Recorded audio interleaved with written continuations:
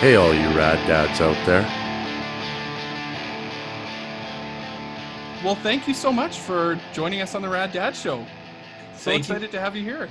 Yeah, I appreciate it. It's a compliment to be considered a rad dad. Well, we're going to do something I think a little bit different here today from what we typically do. We've got some rad kids who are going to ask you some questions. So yeah, it'll be kind of interesting. And we're going to start with my rad kid. What's your name? Elise. Elise. Elise. And how old are you? 4. 4. And what's your favorite Caspar Babypants song? Noodles and butter. Noodles and butter. I had noodles and butter last night for dinner. We had noodles for lunch, didn't we? But not butter with sauce, right? Yeah. So And cheese. and cheese, that's right. Mm-hmm. So Stuff. Elise has a question for you. What is it, Elise? Who are you? Who am I? Yeah, who are That- you? It's a very short question, but it's a very big question. That's an amazing question. Who am I? Well, my name in regular life is Chris Ballew, and I make music and I make art. And I grew up in Seattle. And then one day I decided to be a guy named Caspar Babypants and make music for little kids and grown-ups. And so I did that. And I think, that's basically who I am without getting into, the earth was originally a ball of molten lava, then it cooled and life formed. And I could get pretty detailed about who I am. We don't need to go way back, hey? Right. So I'm Chris Ballew and I'm Caspar Babypants is the quickest answer. Well, we are so excited to be talking to you today because Caspar Babypants is one of our favorite artists, right? We love listening to Caspar Babypants. I think I'm so excited. I guess at the idea of you coming on the show, and then when you said yes, I was just like, oh, this is amazing because you give you give a gift to kids in the music that you make, but you also give a gift to parents in making music that is tolerable for parents and is so fun to listen to. I'm sure you've heard that lots before. Well, I have, and that is a very intentional thing. I absolutely want to make music that makes the parents and the kids live in the same space, be in the same room, smile at the same things, enjoy the same songs. I feel like music that drives the kids and the parents to different parts of the house should be outlawed. Yes. No, maybe not outlawed, but it's not my goal. I want people to come together and enjoy the same music. I actually I have the parents in mind a lot more than the kids when I make this music. I think I'm thinking about the parents about 85% of the time and the kids about 15% of the time. Maybe a little more, maybe 70-30. Let's try 70. And it comes through in your music, right? Like there's certain music, and I'm sure you like. I even think about we have a lot of like punk rock and metal kind of guys that come on this show and things like that. And I really like punk rock music, and there's like a bit of like an ethos or a feeling that sort of comes through in some music that you just pick up on, and sometimes you can't kind of put your finger on it. And I feel that a little bit with your music. Like there's that edge, and I think that's what's really appealing to parents is you can kind of feel that.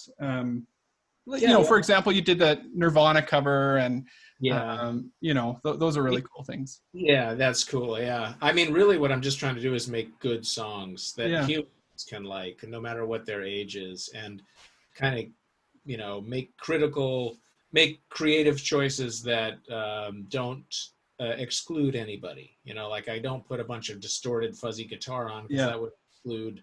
So I try to make this like inclusive sound all the way from the songwriting to the recording and mixing and everything. Try to be like, let's let everybody in. Yeah. And I have lots of favorite colors. Okay. Well, Elise, you know what? Elise is going to take off right away, but she wants to share her favorite color with you. Colors. Okay. What are your favorite colors, Elise? 1. Blue. Got it. Number 2. 2. What comes? Pink. Oh, pink. Pink. A pink 2, I guess. Okay, blue, pink. Number 3. Green. Green. Okay, and is there one more? 2 more. Okay. So we got blue, we got pink, we got green. Number 4. Yellow. That's my favorite. So you got blue, blue, pink, green, yellow. 5.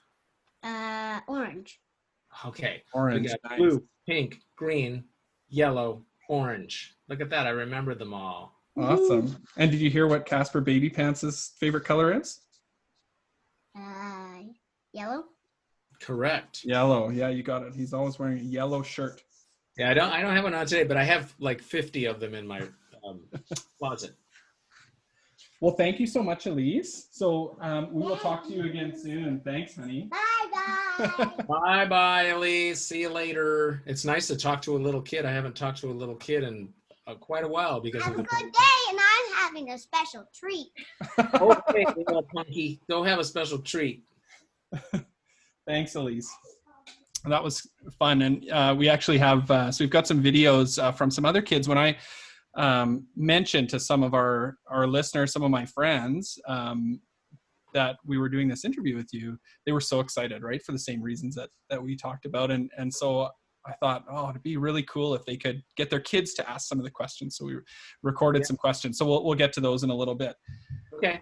So yeah, so you talked about who you are and kind of your transition from, President of the United States of America, rock and roll, rock star to Caspar Babypants. So maybe quickly before we kind of move on, can you elaborate a little bit on that? Like, where does Caspar Babypants come from? I feel like in doing a little bit of research, I noticed you using that name Caspar kind of way back when. Yeah. So where does that come from? Well, musically, it comes from a lifelong journey to figure out really who I am and to make music that transparently represents my real honest self. I don't know why that became I think I do know why, actually. I think getting signed to a major label when my rock band got signed in the 90s, it led me to kind of realize that there was a piece missing, that it was great and the band was fantastic, but it wasn't exactly me. It had an edge to it that I just don't have. I had, for a little while, an edge because I had kind of a rocky ride there in the late 80s, early 90s. But it wasn't a place where I could inhabit for a career, and I got this message from somewhere saying, like, you got to keep digging and find out who you really are and what that sounds like. And so that's what I did. And it took another 15 years, but I finally figured out it's music for children and parents, and it's pure innocence, and being childlike and being silly is really me. So that sort of led me to the Caspar Baby. It's really like it found me as much as I found it. It was me being patient and experimental and waiting for the chemistry to hit, And my wife, Kate, her artwork really accelerated the process. I looked at her art and just went, wow, I want to make music that comes from that planet. And when I did, it became obvious that it was kids' music. So yeah, it was a big relief. It was like, okay, I wasn't crazy. I wasn't breaking up the band twice for no good reason. I wasn't, just being self-indulgent. I actually figured it out, and it actually turned out to be good for people. So was it kind of like an imposter syndrome kind of thing? Like you kind of just felt like this world I'm in, it's just something's not right? Yeah. I mean, most of it was right. It wasn't like I was playing music that was completely not my style. It's just that the innocent thing was there in the Presidents, but it also had innuendo on top, like adult themes and stuff. Yeah. And that friction made the band work. It's like, look at these, childish dorks playing these silly rock and roll songs. All that innocence versus innuendo friction made it go. It's just that wasn't really sustainable for me. Like I had a period where that was an interesting mix, but then, I couldn't repeat it. I couldn't make that chemistry happen again. It just wasn't in my tool belt. So well, clearly you've got that kind of that chemistry now, and with your own project. And I know it's very much kind of like for lack of a better term, like kind of a one-man show, but clearly the passion is there, right? Because from what I could see, it looked like first Caspar Babypants album was about 2009. Is that right? Yeah, February of 2009. And we're on number 18. Is that right? Number 18 just came out on Friday the 13th. Yeah. Right. So, which congratulations. Thank you. And yeah, and we have been listening to it around the house. It's great. We love it. So it's called Happy Heart. Yep. Yeah. And you mentioned your wife. So she has done artwork for many of the releases. Is that right?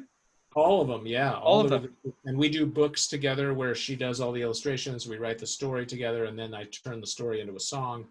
So we mesh our talents together a lot. I couldn't make a record without her doing the cover. I mean, there's no way. It's just the way it is. Yeah. Yeah. So I think that's album 18. And then I have album 19 done and ready to go. Oh, yeah. When the pandemic hit, I had albums 17, 18, and 19 just about finished. And so I finished them, and I've been sitting on them. And so I released Bug Out and Happy Heart during the pandemic. Yeah. And Easy Breezy is the 19th and possibly last Caspar album. Oh, that's interesting. I don't think I can figure out any more ways to sing about food and bugs and nature and animals. I think I've exhausted the well's dry. I mean, 19 albums. One of the reasons I wanted to make so many is that people don't burn out. Like they can just keep on cycling. Anyway, I think number 19 might be. Although I'll do number 19, and then I do have a 4-song cover EP that I don't know exactly when I'll release, but I think I'm going to hold on to 19 until after the pandemic, and I can do shows again, and that'll be a celebration of that. Return to some sort of normalcy. But if the pandemic goes on and on and on, I'll release Easy Breezy sooner than that. So I just don't know. Well, it's neat to see that because obviously we talked to lots of musicians and everybody kind of in the same boat here of what do I do with my creative side here. People aren't touring right now, and so are seeing people putting out albums and trying to figure out how do I kind of make this work while the bread and butter of our industry is not really here now, which is kind of the live album thing. So yeah, what's that experience been like for you? Obviously you've been creative, you've been working. Well, yeah, I worked for the first part of the pandemic for a couple of months, and then the albums were done. So I actually dismantled my studio. I kind of needed a break. Okay. Anyway, I was kind of inside myself. I was like, okay, I've got to ramp up after the holidays and do shows, and I kind of need a break. And then the pandemic hit, and I was like, okay, I'll take advantage of this by giving myself some space. So I didn't actually record or write a song at all for 7 months. I just gave myself a huge break, and I did visual art during that time. So I do these black and white kind of goofy graphic drawings. They're at chrisballew.org. And I sell the prints, and I donate the profits from sales of the prints to 3 nonprofits that deal with families in crisis and homelessness and parent education in Seattle. Very cool. So anyway, I just poured everything into into being a visual artist, which I went to school for. So it's not like I'm not authorized. I have a Bachelor of Fine Arts. So I finally figured out something to say. So I've been doing that. And so live shows mostly for me, it's okay. I can pause that and take a break. I have income coming in from just selling the albums online and stuff like that to keep the lights on. And but I do miss it. I miss, like your daughter being there just a minute ago, man, makes me just miss that interaction with those little freaky brains. They're just so hilarious. They're so endearing and dear and awkward and silly. And I miss that. I miss like connecting on that level with little humans. I mean, I've watched, we have watched together some of your live performances. We've never gotten to see you live, but we've watched some of them online, and it is really cool. And you can see how much you enjoy that kind of connecting with the kids, and they just latch onto the songs. Like you have that way of writing songs that we've talked about this already, but they're good songs. They're great songs, from a songwriting standpoint, but they don't go over kids' heads. No, And no. that's a real amazing thing, right? Because writing music that kids identify with, it can't be easy. I mean, clearly you've got a knack for it, 18, 19, 20 albums in, but yeah, it is neat to see. It's hard, like some people have come up to me and said like, oh, it must be great making music for kids. You can just say anything over and over and they'll love it. I'm like, absolutely not. It's way easier to do that for drunk adults. Like if you yell into a distorted microphone in front of a rock band, and you could be reading the dictionary. Yep. If you have the right look and style and command of the situation. But with kids, my vocals are laid bare. They have to tell a story or paint a picture or engage or hook or something. They have to do something. So it's very forensic. Like, I get into forensic lyric rewrites and stuff. I kind of got inspired by Weird Al. He's a very forensic, and he writes way too many lyrics for the songs, which I think is a great idea. So I would write way more than I needed, and then find the parts that really. Oh, that's cool. Yeah. So we've talked about, I guess, your history a little bit, Presidents of the United States of America, and be kind of that metamorphosis into Caspar Babypants. So in addition to that, you're also a dad. Absolutely. I have a how old is he now? 23? He's a 23-year-old. Oh my gosh, I'm getting to the point where I can't quickly remember my kids' ages, which mostly means they're getting older. Right. 20 and 23. 20 and 23. So boys, girls? Oh, a 20-year-old girl, 23-year-old boy. Okay. Oh, man. So take me back. Where were you sort of in your career, I guess, when you had kids? Like when that all began? Well, it was 97. So I was kind of on the back side of the president's first 4-year term. We did a 4-year term, 5-year breakup, 13-year term. So yeah, I was on the backside of our first 4-year term. I was unsatisfied. I was burned out. I knew I wanted to do something else. I couldn't tell what it was. And so when my son came along, I knew I wanted to be present for that experience. So that led to breaking up the band and doing our last show in January of 1998. So it was Augie's birth was kind of a catalyst for acting on a sensation I was already having, which was like, I need to start heading for the exit so I can figure out the next thing.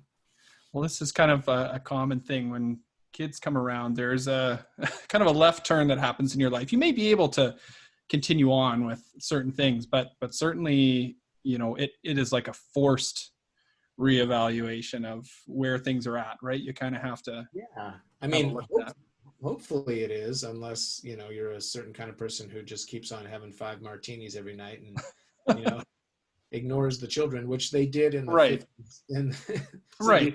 I don't mean everybody, but, it's like an archetype that's sort of like, checked out parent with a picture of martinis. Well, yeah, we've talked about that with a few guests on the show, like kind of that comparison between kind of that traditional parental role and sort of, what that looked like versus the modern dad in our case. Right. And yeah, I mean, obviously everybody approaches it differently, but there's certainly some common themes, in terms of the way that's changed, paying attention to your kids and being involved with your kids and, approaches to discipline and those kinds of things. Right. So I think for me, the big revelation, the big word, the word of the day, and a word that Michelle Obama used in her Democratic National Convention speech that made me cry is empathy.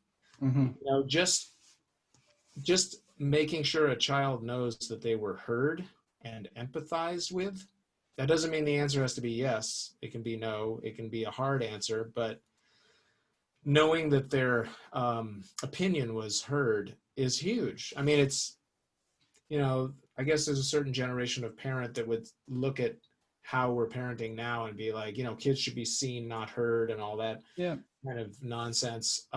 It created a generation of injured people who had a hard time growing up and being productive happy adults, because there's an injury that happens when you're not empathized with when you're very tiny that you don't lose. It morphs into something else, some other kind of behavior or inability to form lasting commitments or relationships, or it may be subtle, it may be giant, but there it is. So empathy is a huge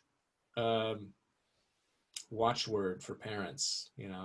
Yeah, obviously there's kind of that fine line you have to walk, right? And that's the the tough thing about being a parent is having to figure out, when's it time to comfort and when's it time to discipline and all those kinds of things. But I think, that's as I listen to your music, a very common theme, that empathy and I think even your ability to put yourself in the child's shoes, like you're not kind of right. A lot of your songs about, like learning to walk and those kinds of things. First you got to crawl, you kind of almost put yourself in their shoes, and that's what's so fun about it, right? Yeah, I do, but I hesitate to get into this because it's a slippery slope. But there's one rule I have: I will never sing a song about being a kid using the first person. It's always about you and what you're doing. Yeah. I think it's kind of twisted and weird to hear a grown man singing, "I just pooped my pants" or whatever. Yeah, that's true. That's true. Well, I don't do that at all, but I do. Yeah, I do talk about the kids' issues sometimes. Yeah. I think there's story songs. There's just pure rhyming, like call and response nonsense. There's one thing I liked about doing Caspar Babypants is there's just this rainbow of possibilities musically. I can use every sound in my toolkit. Symphonic sounds, bluegrass, rock and roll, dance party, wah-wah, funky. It can go all over the place, and thematically it can go all over the place. It can be like the legend of a tugboat, or just some abstract poem about frogs jumping around, or stories and abstractions and the whole gambit. So I love that about it. And I want to make sure you understand that when I say be empathetic, it doesn't necessarily mean just cuddle or comfort. It also means you can deliver bad news empathetically. For sure. You can hear a kid say they want something that is not practical, and you can answer them without saying no in an empathetic way. You can say, wouldn't that be great if we could, eat candy bars for dinner every single night? Yeah. I'm gonna get a U.S. Army helicopter to drop candy bars on the house, and it's gonna crush the roof and crush the floor, and we're gonna go in the basement and eat candy bars until we vomit. And the kids get like this glassy-eyed look. They know you heard them, but you never said no. Right. And they just magically walk away. Yeah. I love that. Yeah, that's such a hilarious example. Yeah, and I knew what you were saying. Okay. Not to we use the word cuddle, but coddle, like not to coddle your kids, right? It's about kind of being realistic, but making them understand that you heard them. You feel what they're feeling. You get it. There's a really great way to do that, and this works with all ages, and even with grown-up people who are in relationships that they're messing around with, having a hard time with. You have an issue, you sit down, and each person says their dream scenario. Like, I never want to make my bed again. Okay, we'll put that on the list. And then you're next, and you say, I want you to make your bed every day. All right, put that on the list.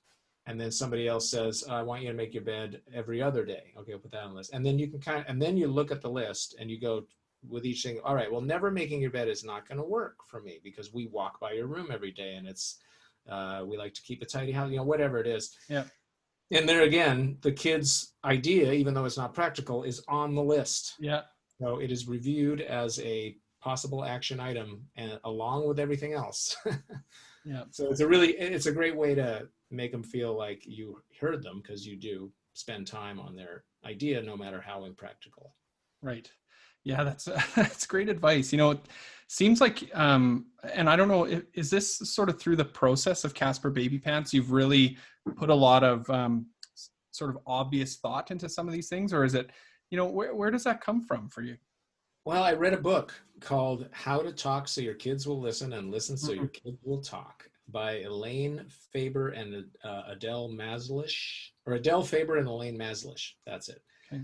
And I saw Elaine Maslish speak, do a talk, and she gave out for free that night the Grant in Fantasy thing, the helicopter with the chocolate bars idea. Okay. I actually went home that night and used it on the kids, and it worked. I was just like, Oh, that's okay, great. I'm buying this book. So yeah, I bought that book, and my first wife and I, the mother of my children, and I really paid attention to that idea. In fact, we kept the book by the phone, and when we get in a situation with the kids, we're like, hold on, and we'd run and look at the book like, what do we do? What do we do? So, you know, my line is like, people always say, like, babies don't come with an instruction manual, but Yeah. they kind of do, and it's that book. That was your instruction manual. Yeah. So that just hit me to the whole power of empathy. You know, to be empathetic, you have to have abstraction. You have to be able to hold somebody else's reality and your reality at the same time. You know, you have to have like abstract imagination, and you need to feel safe and well educated to have that.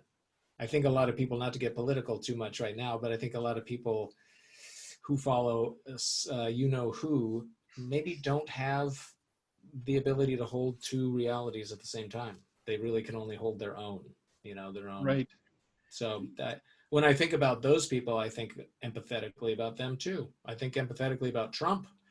Yeah. I feel bad for him. I feel like he's a lost human, and he needs help. Well, so this seems to, like, I've heard it said before that we're in this obviously this global pandemic, but we're also in sort of this pandemic of misinformation, and maybe it's a pandemic of like lack of empathy. Maybe that's part of it too, right? That seems everything's so polarized right now, and just nobody wants to hear what the other person has to say, and it just feels like banging your head against the wall some days, doesn't it? Yeah, because I think people come together, at least the clashes between the two sides that we see on the news and stuff, they are angry. They're really angry. And you don't learn when you're angry. You're not Right. open to anything. It's just a big brick wall of resistance. So, And I don't know, man. I mean, again, Michelle Obama's speech, man, she said empathy is the key. And I lost it. I cried like a 6-month-old child.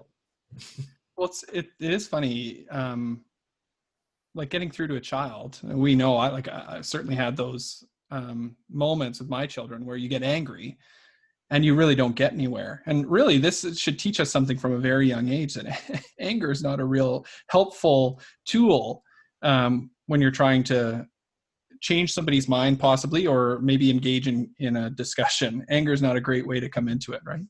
Yeah, totally. Yeah, it's tricky though. I mean, I feel like when I learned to be empathetic from that book and from using techniques in that book, I felt like I was speaking somebody else's script. It didn't feel natural, but eventually it did feel natural. But then that made me think, like, why doesn't that feel natural? Why is that a new skill?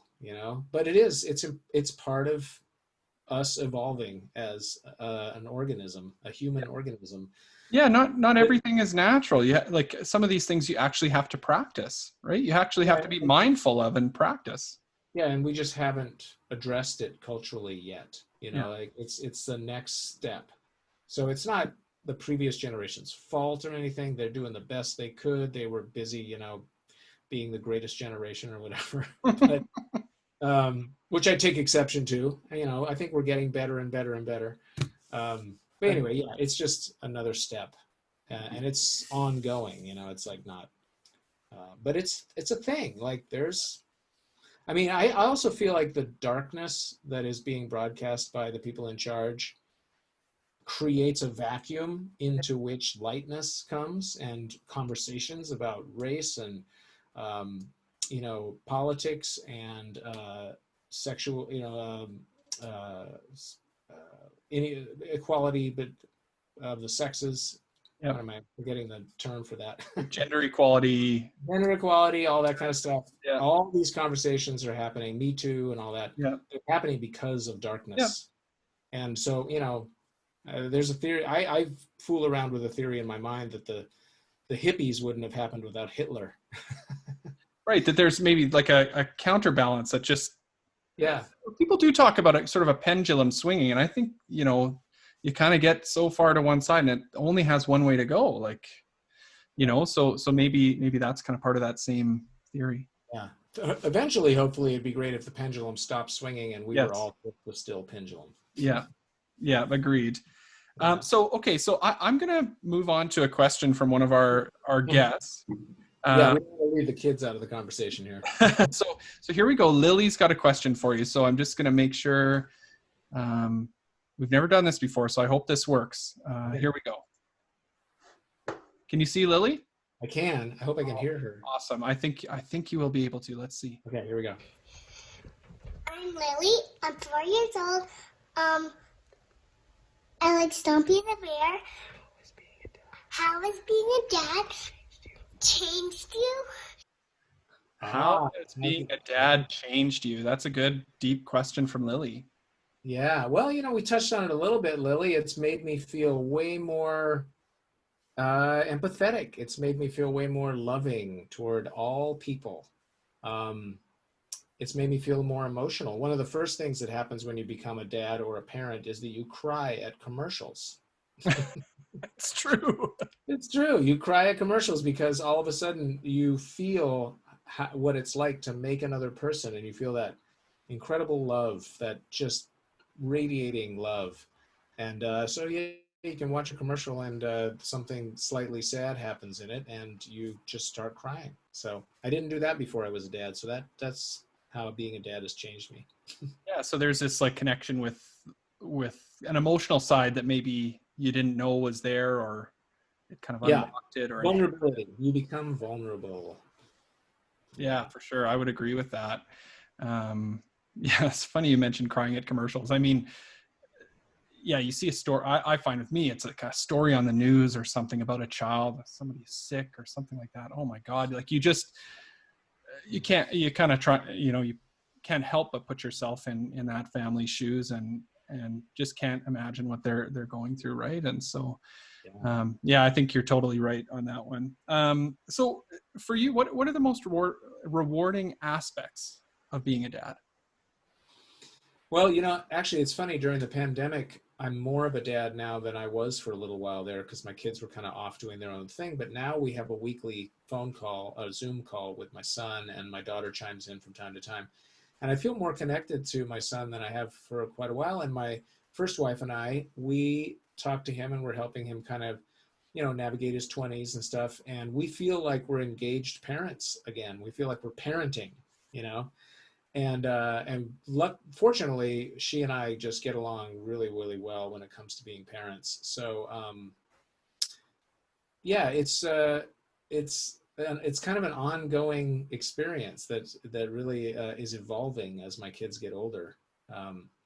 I'm sorry, what was the question? The question was, what are the most rewarding aspects of being a dad? So you're talking about sort of. Yeah, I feel like it's one of the rewarding parts is just being at this point with my kids, since they're older, is being a resource for them. Like having gone through all the slogging through my 20s and my growing up and putting all this energy and effort into figuring out the chemistry behind some of my imbalances and things that I need to get in balance with my attitude and how I live and how I eat and how I sleep and exercise and all that stuff, self-awareness. I'm like a resource now for them on that score, and they've taken advantage of it, and that's very rewarding. So, well, that's a cool thing, right? It's always so hard. I think back to, so I've got young kids. Elise, who you met, is 4. She's about to turn 5. And then I've got a 2-year-old daughter as well. And I think a lot about what it's going to be like as they get older, and they're going to need advice. And I kind of think back to when I was, younger, and you kind of like, what do my parents know, right? And well, yeah, there's that. I mean, one of the ways you can work around that is just say to them, like, I'm here. You can choose me or not choose me. Yeah. It's fine. Yeah, that's true. I mean, I think as a parent, I'm kind of like, putting myself in your shoes, looking forward a little bit. That must feel really cool to have your parent or your children kind of want that information from you and value that information from you. Yeah, they do, but at the same time, they don't want it. They don't really want it. So it's, I try to be casual about it. Yeah. It's hard for me. I'm talking about big ideas, like big awareness. I used to watch the movie The Matrix with my kids, Yep. talk to them about perception and how the Matrix is an analogy for perception and how there really is something behind, like there really is a limitation to what we see and what's really happening in a quantum physics world. And they were just like saucer-eyed, but they loved it. They wanted to watch The Matrix with me all the time. So anyway, it's big stuff too. Like, but I got at them. You know what I did is I got at them with this kind of stuff when they were too little to get it, and just sort of laid it out. Not that I showed them The Matrix. I mean, it's kind of a violent movie, but I wasn't hesitant to like maybe go over their heads a little bit with ideas so that they could grow into them. So that kind of helps, because then when the conversation happens later, they kind of feel like they know what I'm talking about intuitively, or something. Yeah, sometimes it feels unnatural, doesn't it, to try and like dumb things, bad term, but dumb things down for your kids, right? Like try and oversimplify things. Sometimes you want to kind of, even though it's over their head, like kind of. You can just say in a nice voice, and our perceptions can only perceive a certain band of light, and that there's this whole other spectrum, and there's all this stuff happening that we can't see, but bees can see it, and some birds can see it, and you just kind of lay it down like casually. By the way, by the way, the Matrix is real, so They're just like, Hey, Dad. whatever, Dad. That's really cool. I really like that. I'm gonna take us to another question from a young listener named Ira. So just 1 second here. I'm gonna open my door, get a little fresh air in here. Yep, sure. Raining outside, so I want to get a little rainy air. That's nice. Hold on. Open this. Come on now, you go open. That's nice. All right, there we go. Are we ready? Yes, Okay, so can you see Ira there? I do. All right, here he comes. My name is Ira. I'm 5 years old. My favorite song is Pussycat, Pussycat. Do you consider yourself a rad dad?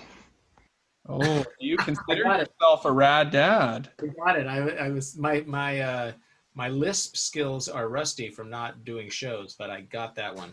Yeah. First of all, Pussycat, Pussycat, I love that song too. And in fact, that song took a couple of rewrites to get right. I didn't like the first version. It was going to be on Here I Am, the very first album, but it ended up sitting around for a few albums, getting redone and reworked. So it's nice to hear that somebody likes it, because I worked really hard on it. Well, and I know Ira's got a cat he really loves at home named Reese. So there you go. yeah, so that's probably a big part of it. But it's a great song. I like that song too. It's so an do you old, consider your so it's do an you, old, nursery rhyme. yeah. Well, and so that's funny, because that's something you employ in some of your songs, right? Is kind of taking some of these nursery rhymes and kind of flipping them on their head, adding new lyrics, kind of taking it in a different direction, which is very cool, right? Because immediately you know the song already, you can kind of focus on the words. Yeah, I kind of like to mess with that sensation of the comfort of knowing where it's headed on some level. But and I update them, but I don't like to update them too much. Like, I'm not going to do a reggae version of Pussycat. I like to keep the integrity intact, and then just kind of maybe just twist it a little bit, not mess it up too much. And do I consider myself a rad dad? I guess if you take rad and stretch it out, it's radical. And if you take dad and stretch it out, it's dadical. So I'm a radical. Do I consider myself a radical dadical? Yeah, I guess I do. I guess in the sense of rad, like, yeah, that's rad, that's cool. But radical, I guess I kind of consider myself a radical dad, but I'd love to not be a radical dad. I'd love it if all dads were present and empathetic and made sacrifices to be present for their children. So, there's two meanings to rad. So Yeah, I think so. So that I'm glad you said that. Like, I think part of the reason we stuck with Rad Dads is, well, it rhymes. It sounds really cool. And it's a great name. It's a great name. And when we think about what does rad mean, I think you're right. It means different things to different people. There's kind of a literal meaning. There's a colloquial meaning. And so everybody's understanding, I guess, or how they internalize, am I a rad dad? That's going to be a different answer. I think you're using it like rad meaning awesome. Like yeah, cool. positive. Yeah. Yeah. The Radical Dad podcast. So, that flows too. Yeah. And we didn't really talk too much about this. I had sent it to you in an email at one point about like what Rad Dads is, but really we have the podcast, but we're also a community organization as well that helps to kind of promote positive parenting, get kids and families out and involved with the community. We raise some money for local charities. We try and support dads. We have some different events and things that we do, hangouts for dads, some just for dads, some with dads and kids. And so it's really about making being a dad cool again. Or maybe it was never cool, I don't know, but make it cool and making people feel proud to be a dad and embrace it and share that experience with others. So that meaning of rad, I think for us is very much like, yeah, cool. Like, yeah. And there is kind of a culture around dads that maybe emphasizes that thing I talked about before, the like checked out, mm-hmm. comes home, pours a scotch, goes into his den, and you don't see him again until dinner, and then he disappears after dinner. That kind of like, yeah. I left it all at the office kind of thing. Yeah, get my newspaper, son. Yeah. It is culturally a thing that needs attention. And so that's great that you're doing that. Yeah, I think that's where it comes from, right? I wasn't involved with the founding of Rad Dads, kind of came on at a later time, but definitely I identified with it because, I've said this before, and I don't mean it in any negative way. There's more resources out there for moms, because I think, the mother is sort of the traditional sort of parent, especially when the child is newly born, right? And so there's kind of mummies groups and things like that. I spent a couple months home with my second daughter after she was born, taking parental leave. And that was one thing I realized, I'd go to the library to go to classes where we sing songs, read books. And more often than not, I'm kind of the only male there. It was all the moms. And, so there is this sort of cultural, societal thing that kind of says that role is for moms. And so I think it can be hard for dads to talk about what their role is and kind of feel comfortable in that role. So, and it looks so different for so many dads these days. So that's part of kind of why we do what we do, is let's just talk about being a dad and the things that we face and the things that we're going through, and and feel proud of it. Right. Yeah, it's great. It's an amazing achievement. I mean, I feel like I showed up to be a dad, and all that attention and presence has paid off. And I feel like one of the reasons, early when we were going to have children, I was like, why am I going to have children? What am I trying to achieve here? What am I doing? And I thought, you know what? I think I've done a lot of hard work on myself, and I could make a couple of good humans to leave behind, which is, I want to put good humans in the side of the scale. Yeah. tilt the teeter-totter toward the good human side. Right. So so to do that, I had to be present. Otherwise I would have made, bad humans. I don't know. So if I were less than perfect, less than great.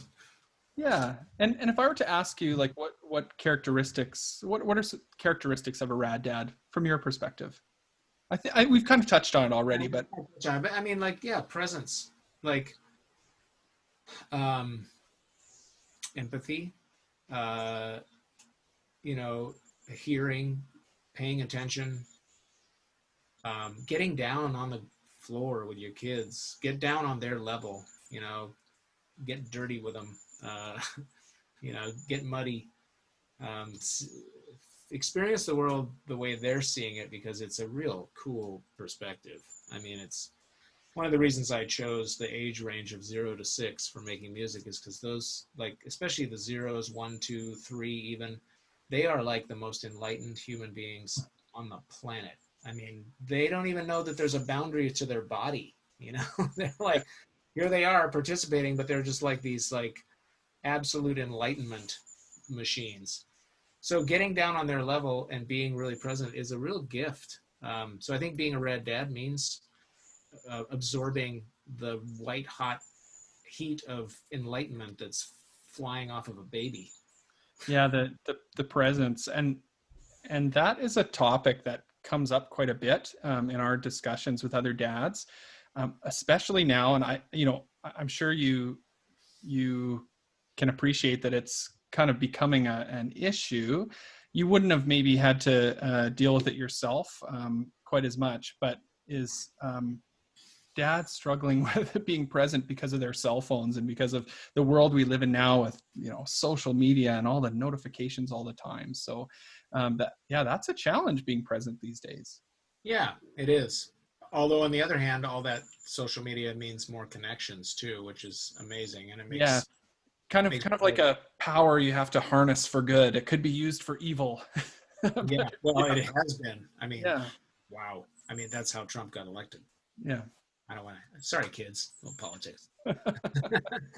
Yeah, and I mean, yeah, you're totally right. It's something that is it's a fabric of our society right now. I think there's no getting away from it, and there's good and there's bad. So I think we're starting to realize that some of those bad aspects we need to kind of get control of. Yeah, like time management. Yeah, that's the aspect to showing up as a dad is putting down your device. Yeah, sure. It's tough. Honestly, I spent time talking with other dads about it myself, and I actually have to. We talked about practicing some of these skills. That's one thing I find I have to actually practice. Is okay. Right now I'm going to put the phone down in the other room and just be here with my kids, because as soon as that it beeps or whatever, you feel like you have to deal with it right then, and that's really not what's important. So no, luckily I don't have that feeling. I look at it like 3 times a day, maybe, just sort of pull it out and go, what time is it? Oh, it's 2:16. Thank you, phone. Yeah, it's definitely becoming a huge kind of cultural thing, I think. So I'm going to go to it's not our last question, but it's our last guest question, and this one's from Ben, and actually Ben and his sister Harper. So 1 second here. Whoa, those are rad kids! Holy moly! Look at that. they got gussied up for this. Okay, they look like they're somewhere snowy. Oh, that's because it's Canada. Yeah, so this is Edmonton. Yeah, exactly. Okay, here we go. What is your name? Ben. Harper. What's your favorite Caspar Babypants song? Sugar Ant. Sugar Ant. Nice. We're scared to become a dad. Wait, I missed the question. What was the question? So Ben asked, were you scared to become a dad? So did you have any fears about becoming a dad?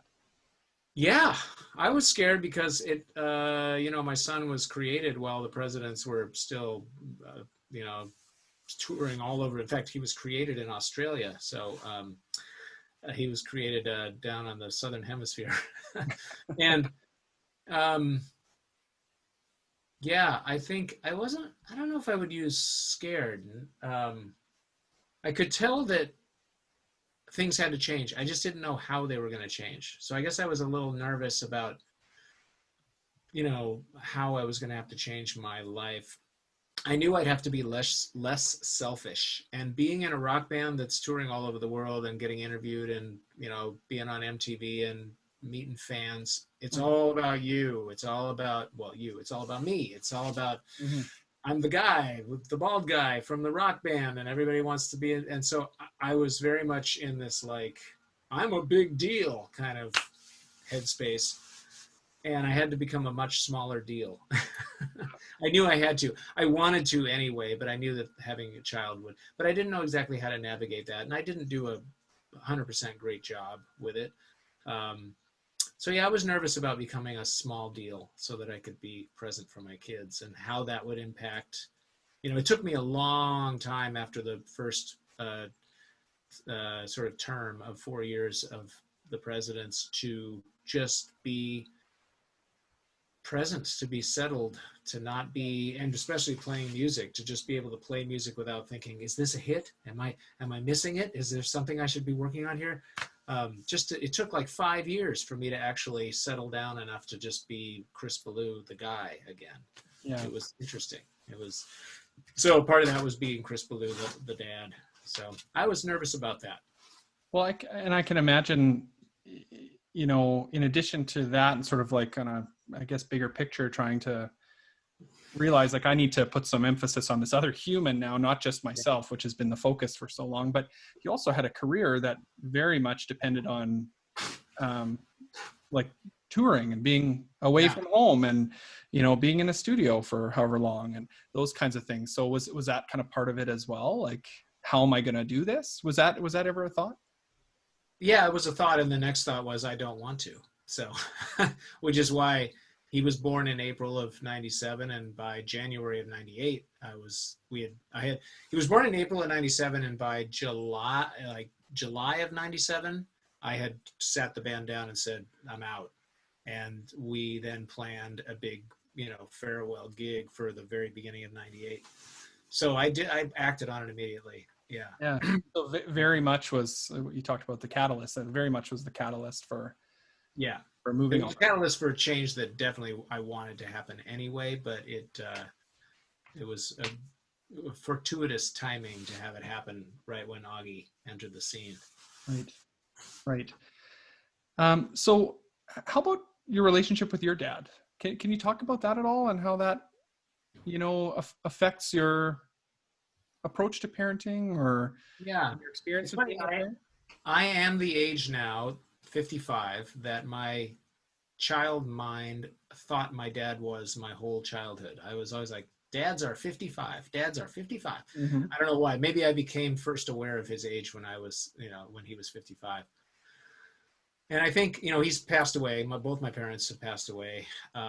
But as I grow into their age, I understand more and more about why they behaved the way they did. And, they were of a different generation. They were a little more of these kids are seen, not heard, but not, my brother and I, Tim, were a second set. They had a set in their 20s. My parents were in their 20s when they had their first set of 2 kids.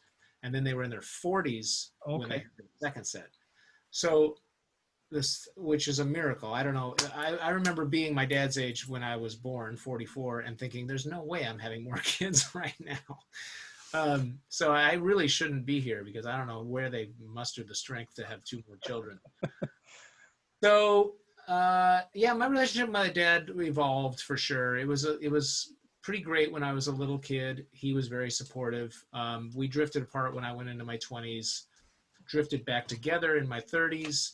Then I got divorced, which he did not like at all, and that kind of there were a couple rifts with my life decisions, one of which was very big, not the divorce one, but another one. And then, so in the end, though, we kind of sat together and described our differences, described this kind of like valley between us, and then decided to build a love bridge and just let the differences, go away or be unspoken or whatever.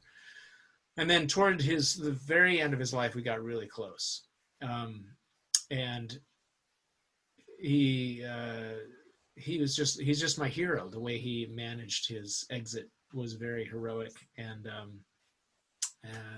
true to his word and honorable and beautiful. So, and he wrote a book. He wrote this incredible 242-page book of just like chock-a-block memories of growing up on a series of sharecropping farms in Missouri in the 20s and 30s. Wow. And I'm reading that book now. I read some of it back when he wrote it, but I'm really reading it now, and it's like he's sitting next to me again. So it's pretty great. I'm thinking I might want to write a book. This is not like narrative arc with characters or anything. It's just a series of anecdotes, Yeah. of which he has a billion, because when you grow up on a sharecropping farm in Missouri, there's nothing to do and nothing happens. So if anything happens, you remember it, apparently, because he remembers details that I just can't imagine remembering for myself when I was a kid. So anyway, he's kind of alive for me right now because I'm reading his book. Oh, that's very cool. So is his book, is it like a published book? Is it a No, book that was, it was for family, for? He was curious about publishing it, and I kind of helped him with that in the late 90s. Read some of it for him, and he's kind of coming to me to see if I could help with the publishing. But it wasn't a book in a traditional sense. Like, again, it was just like a series of little bits.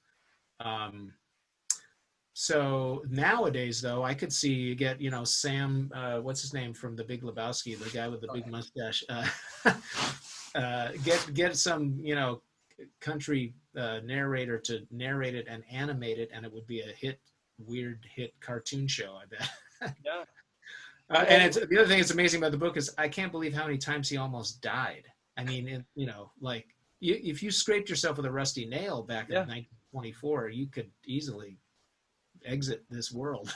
So anyway, what a kind of gift for you to have, right? Following his passing, he's no longer with you to share those stories in person, but that was his idea. He was telling the same stories over and over again to everybody, and he's like, okay, I'm just going to sit down and write them all down, and then I'll never tell them again, and if you want to hear them, you can read the book. Because we were always like, Dad, stop, you've told that one 900 times. Yeah. Oh, that's really interesting. So as you sort of entered the, and thanks for sharing that kind of experience with your relationship with your dad. I think not a totally uncommon experience that people, relationships are tough, right? And it's tough with family, and so thanks for sharing that. I wonder, as you became a dad, did you ever sort of consciously or maybe in retrospect subconsciously think about the way your dad parented and in the way you approached your kids? Not super specifically, actually. I think I created a myth about my dad that he was sort of checked out when I was a kid. I don't think he was as checked out as I thought he was. That I kind of made this narrative up in my 20s, I think. And so maybe I was holding on to that idea a little bit when Augie was born, and more decided to kind of create a new model for being a dad than the model I was shown. But again, I think I rewrote history somehow not accurately, because now that I get to be his age and I get to really kind of go back on those memories, I'm like, no, he was pretty present. He was pretty, especially toward the end of his life, he got more and more present, more and more evolved. And I appreciated that. But yeah, I think I was kind of forging my own path, maybe, at the time. Yes, and interesting. Yeah, and sometimes we do, I guess, I don't know if it's rewriting that narrative or if it's just we don't have the perspective to understand.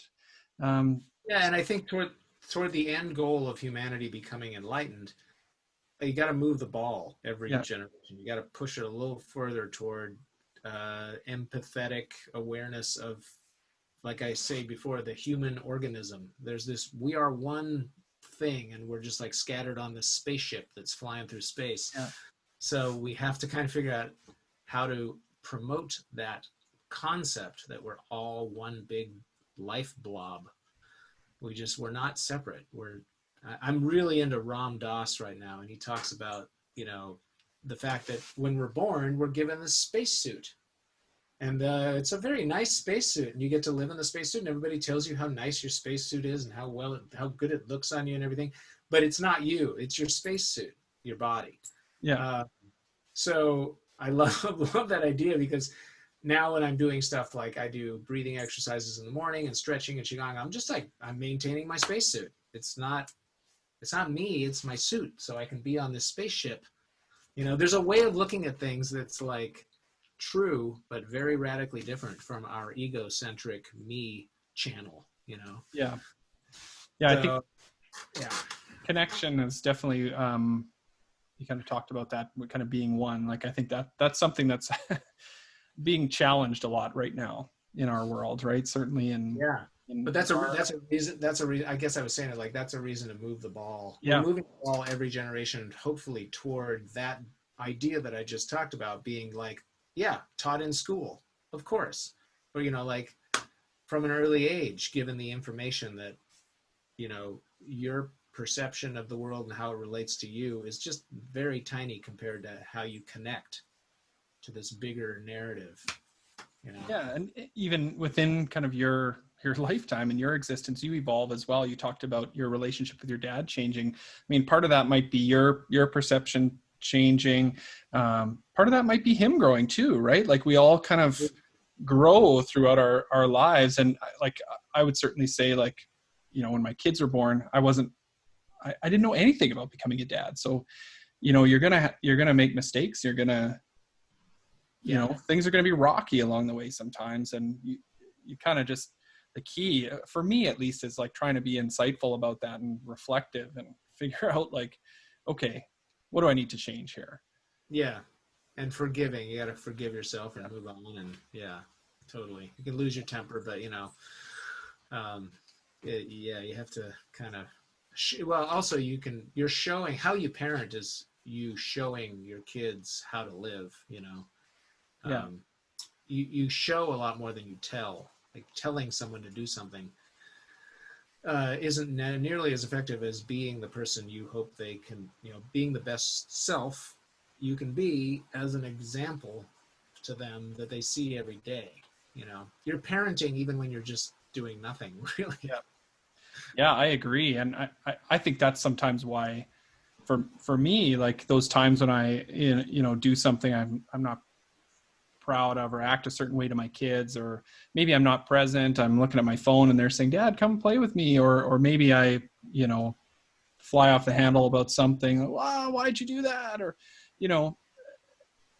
when I reflect on those things afterwards, the reason I feel so bad is because I know, like, I'm modeling something for them. Oh yeah. It's not just what I said, it's they're seeing that and they're feeling that, right? So yeah. I'm going to close my door because sure. Yeah, go ahead. Hold on. Oh, that's better. Get back to the cozy. So let's kind of bring it back. So when you became a dad, Presidents was kind of winding down. Presidents did wind down. So when your kids were around, we talked to lots of musician dads, and a common thread is kind of trying to manage being on tour and doing the musician thing or artist thing. While your kids are at home, you have to be away. Is that something you kind of had to deal with, or how did you kind of manage those responsibilities as an artist, as a musician? I didn't manage them that well. Like the Presidents got back together in 2003, early 2003, late 2002. And my daughter had been born by that time. My son was 5, 6 years old. My daughter was 2 or 3. And we got back on the road. We did a lot of weekend trips. We didn't do weeks and weeks out. But, when I would come home, I still had a hard time, even when we got back together, like turning off the rock star guy thing, the story of being a rock star and just being a guy doing the dishes and being present for my kids. And so I didn't do a great job with it, really. I think I was still struggling with being checked out and not being the exact dad I wanted to be. And I think some of that is why my first marriage didn't really work out, because I was trying to figure out so much stuff inside me that I was having trouble like being present. So that was kind of tough. Yeah, it's hard to. Yeah, I find that connection we talk about, like, that's hard to do when you don't feel comfortable in yourself. And I think, with a lot of dads, that's a common thread that we sort of touch on lots of times, is because you kind of don't feel like you can, and everybody's situation is different, but because you kind of can't, I guess, share that information. You might not feel there's support out there. You You kind of shut down. You don't feel comfortable saying to your friend or your buddy, hey, I'm having a hard time. There's a lot of societal factors there, right? And so because of that, it's hard to connect sometimes. Yeah. Right. And so it's definitely a challenge, and it makes it hard with kids around to know sort of what the right thing to do is. So for you, obviously you kind of became aware of that, and that kind of came to a head. And so how did you move past that?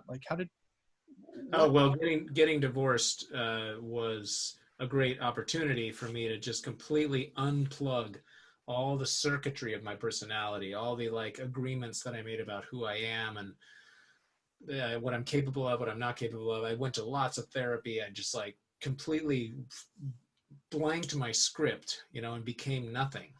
And then started writing a new story and building it up again. And it took a long time, and it was very painful, and I got great therapeutic help to do it. But it was a big opportunity to kind of re-script my life. And so it was just getting in the trenches and deconstructing myself and reconstructing myself.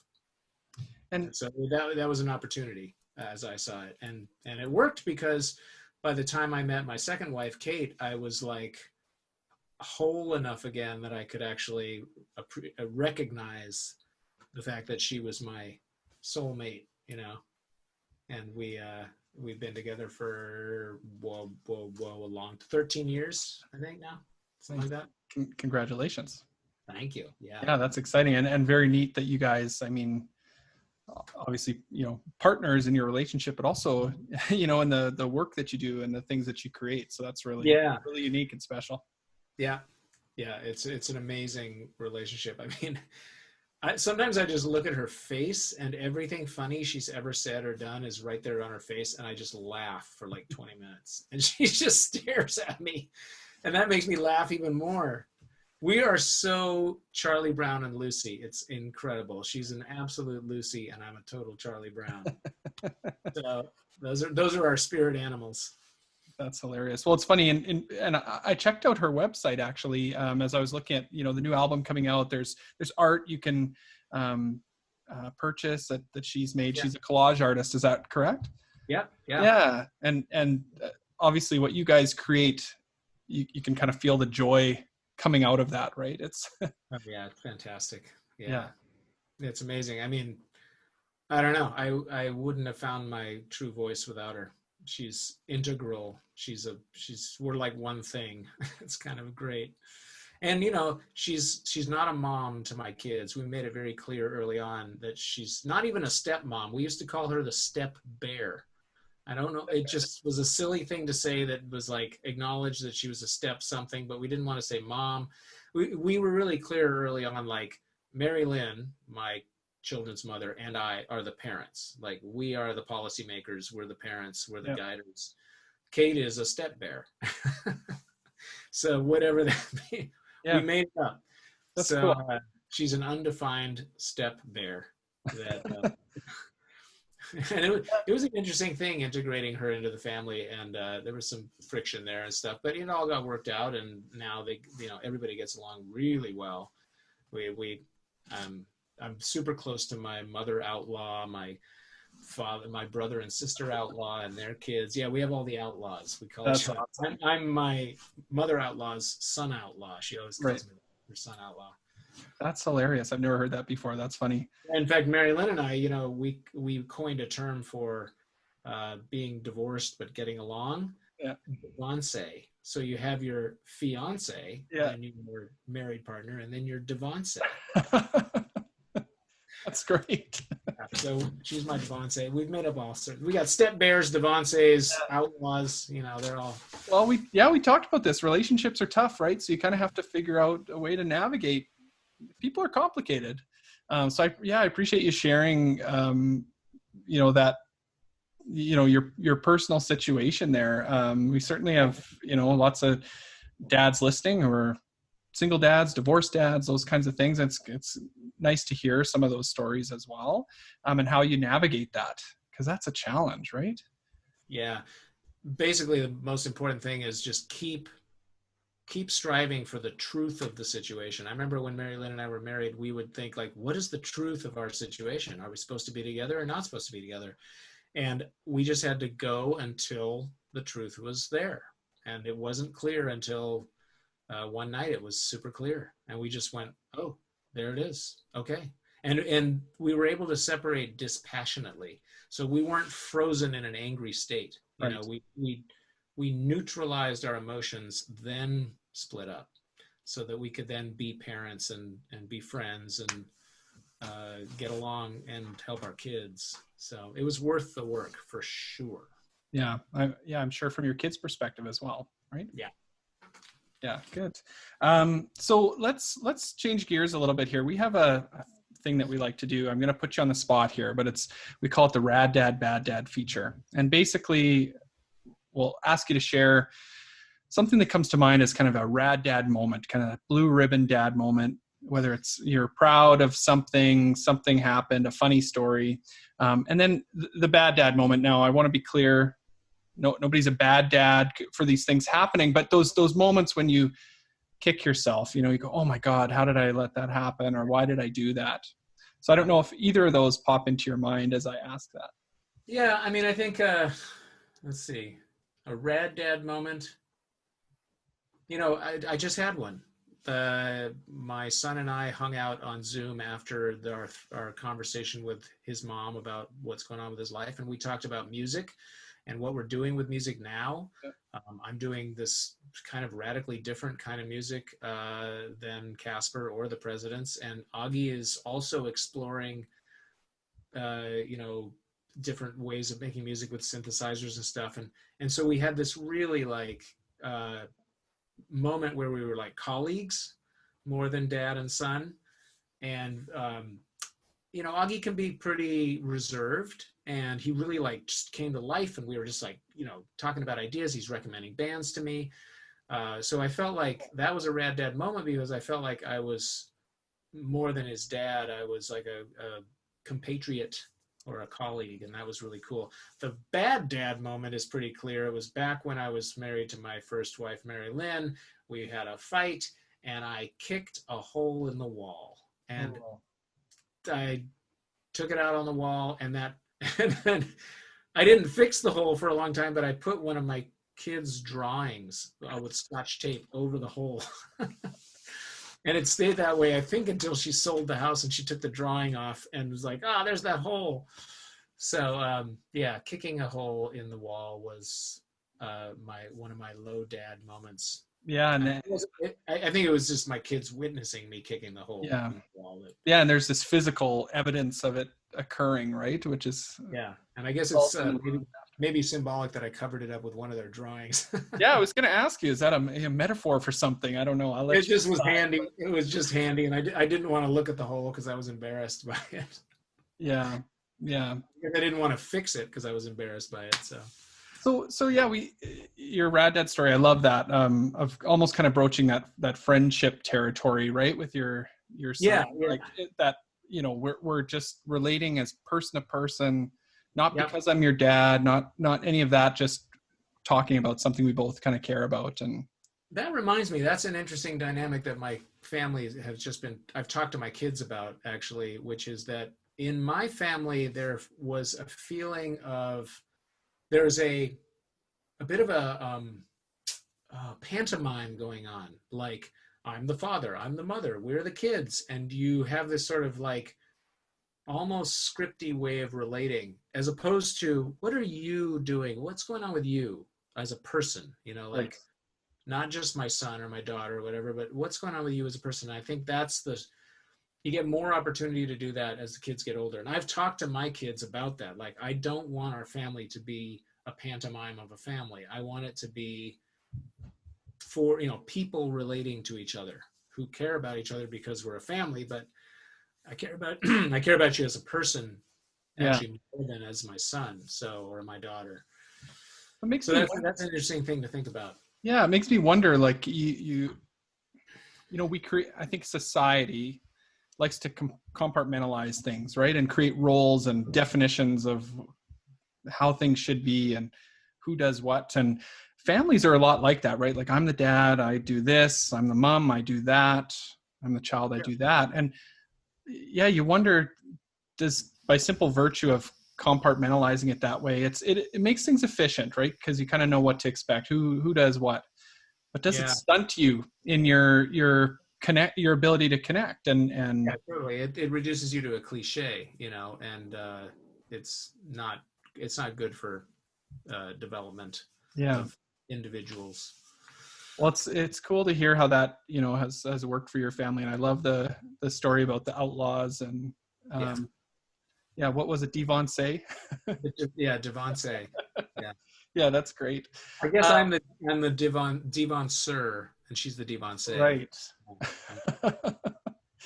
So yeah, Chris, this has been really great. Really nice talking with you about fatherhood and kind of getting some of your insights.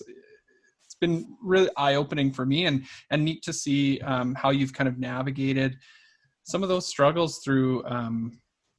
You talked about some of the challenges with your relationship with your dad. You talked about some of the challenges of kind of being a rock star and how, you know, how that translates to. I'm a very unlikely rock star. I mean, look at me. Oh, Chris, I grew up like when Lump and I know that was all happening. That was huge for me. So you're a rock star to me.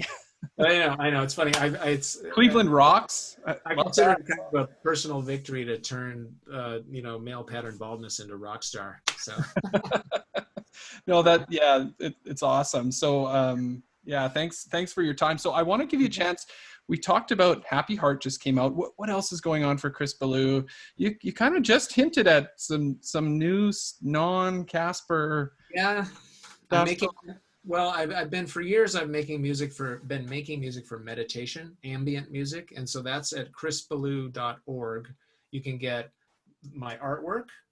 You can get ambient music. You can get a kind of music I made called sampledelic, which is like old turntables and records and drum machines and cool stuff all cut up and weird. And now I'm working on this new kind of stuff. I don't know what it is yet, but it's like heavy, fuzzy, droney. It's kind of about consciousness lyrically and about connection and the spaceship Earth. And it's like this cosmic, heavy, droney rock that I've actually been making my whole life. I have a friend, Dave, that I grew up with, and we just have been playing this like droney, heavy, fuzzy rock for our whole lives. Literally, we started the band when I was 10 and he was 6. Wow. So, and I've never kind of figured out how to present it. And now I think I know. And so I'm working on this whole weird new batch of stuff that's not, it's intuitive and emotional. It's not like telling funny stories and being Mr. Entertainment. You know, it's more like kind of poetic and heavy. And so who knows? But I'm doing that. Fresh ambient music and drawing. So chrisballew.org is where you find all my like non-Caspar stuff. Right. And you're on Instagram? Yeah, I'm on Instagram. I love Instagram. It's great. It's like I put up art on there all the time and music and funny pictures and stuff. I love Instagram. Yeah. I'm less pro with Facebook. I just don't spend that much time on there, but I use it to promote stuff. But right. Yeah. Yeah, it's kind of comes with the territory, right? part of the biz. So, and Happy Heart just came out. Go check out Happy Heart for any of the Caspar fans. We're excited to. Oh, babypantsmusic.com. That's where you get Caspar Babypants and Happy Heart and all that stuff. Awesome. And we've got a couple more records incoming at some point, so that's exciting. Album 19 and EP will be the 20th one. Cover songs. Awesome. Any I know you don't want to spill the beans. Any little hints at what might be on that covers? Oh, it's done. It's finished. It's a Tom Petty song, Free Fallin', but I rewrote it to be Free Crawlin'. Okay. We Will Rock You by Queen, except it's a lullaby now. We Will Rock You. Oh, brilliant. My kids love that song, by the way, so I can't wait to hear your take. Yeah. I Feel Love by Donna Summer, which is just an amazing song, and it's no parodies, just like a really awesome little banjo-driven. Casparized.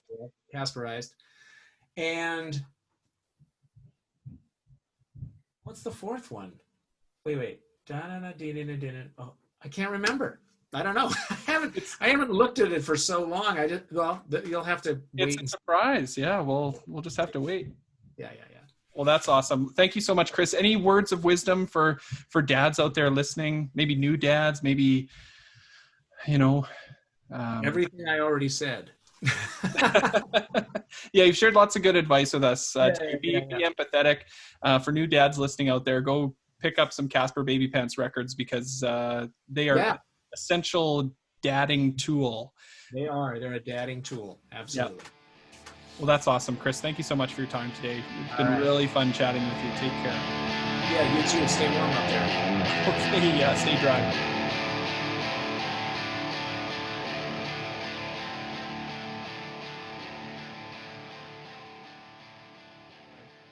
You're in Edmonton, right? Edmonton, yeah. That's where the Presidents did our very last show ever without anyone knowing it was our last show. Really? So, 17th, 2015 at some festival kind of outdoor thing. And I knew it was our last show, but nobody else did. I did not know that. I'll have to look it up. That's where we did it. Oh, interesting. So you heard it here, folks. We've got the Edmonton connection. Correct. Okay.